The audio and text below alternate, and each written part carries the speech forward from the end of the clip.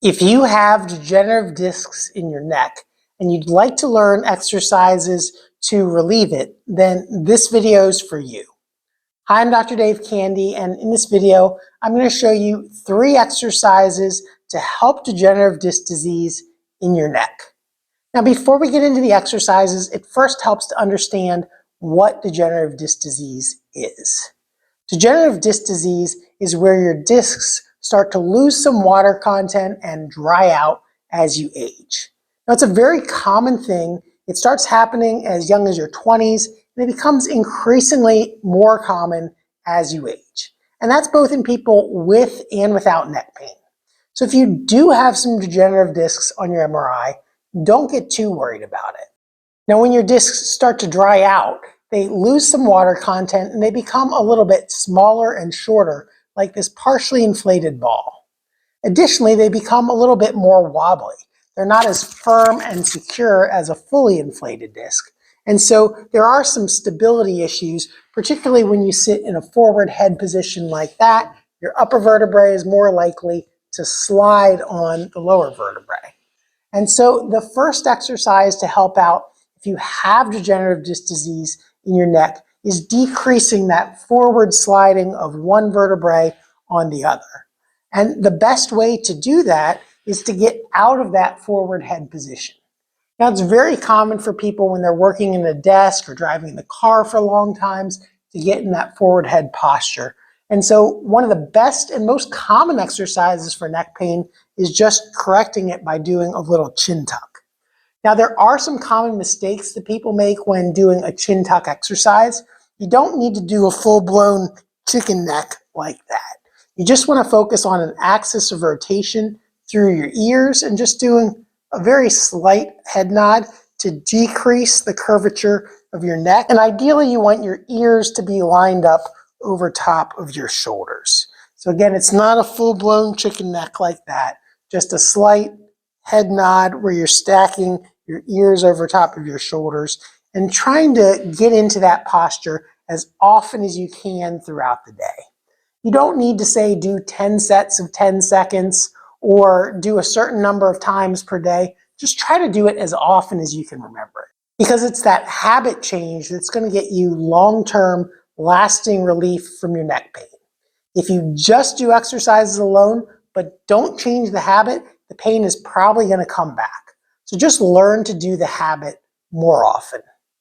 Now, some people do have trouble with doing that chin tuck exercise because they get really stiff muscles in the back of their head or in the back of their neck from being in that forward head position for years on end. And so the second exercise is going to be to address that stiffness in those muscles in the back of the head. If you sit up and tuck your chin down just like before, now we're going to add just a little bit of overpressure. And it's not an overpressure like this where you're pulling your head down, but rather it's a slight chin tuck and then an overpressure on your forehead like this. So you're actually compressing down this way some. You're not compressing on the back of your head, but rather compressing on the forehead, and that helps stretch out the back part of your head. So if you're doing this correctly, you should feel a little bit of stretch right at the back of the neck or back of the head. And you can add a little bit to that if you take your other hand and just pull a little bit of traction upwards like that. So this hand in front is pushing downwards, this hand in back is pulling upwards, and that helps decompress particularly the back part of the neck that gets compressed when you're in a forward head position like that. So that's the second exercise. Now the third exercise is actually going to help decrease the compression from gravity. With your lower back, compression comes from all the things that are stacked up on top of your lower back vertebrae. But your neck is at the top of your body. Rather, the compression from your neck comes from the things that hang down from it, particularly your shoulder blades and your arms. Your shoulder blades are suspended by just one bony connection at your collarbone. Everything else is basically suspended in muscles, largely muscles that hang from your neck. And so just the weight of your shoulders and arms can pull compression on your neck throughout the day. Now, using armrests or getting good arm support when you're sitting is one good solution to help you out throughout the day, but sometimes it helps to do an exercise to unload your spine as well. And that's what this next exercise is going to address. So for this exercise, you're going to face a wall and you're going to put your arms up on the wall like this. Now you slide your arms upwards and try to reach them up as high as you can comfortably. Now when you get to a point where it starts feeling a little bit difficult to do, think about almost lifting through your shoulder blades, almost shrugging up a little bit. And that helps unload your shoulder blades. It stretches out your lat muscles, which pull your shoulder blades down. Additionally, it takes some tension off of your upper trapezius muscles and levator scapula muscles, which create compression downwards on your spine. So slide your arms up the wall, do just a very slight shoulder shrug like that, and then hold about 10 seconds. Then slide your arms back down and repeat again. Hold for 10 seconds at the top, and then slide back down, and repeat that for 5 to 10 repetitions.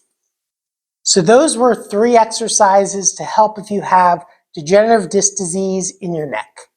Now, if you try doing those exercises and you still need some help for your neck pain, seeing a manual physical therapist can help. They can do hands-on techniques to get the joints in your neck moving better, as well as to release some stiff muscles that may be preventing you from getting your spine into a better position. Now, if you are in the St. Louis area and you need some more help for neck pain, we'd be happy to help you out here at More for Life. And if you're watching this from somewhere else, check out our neck pain relief playlist right over there. But before you go, if you found this video helpful, make sure to give it a like and subscribe to our channel so you can get notified of our future videos. Thanks for watching, and I'll see you in the next video.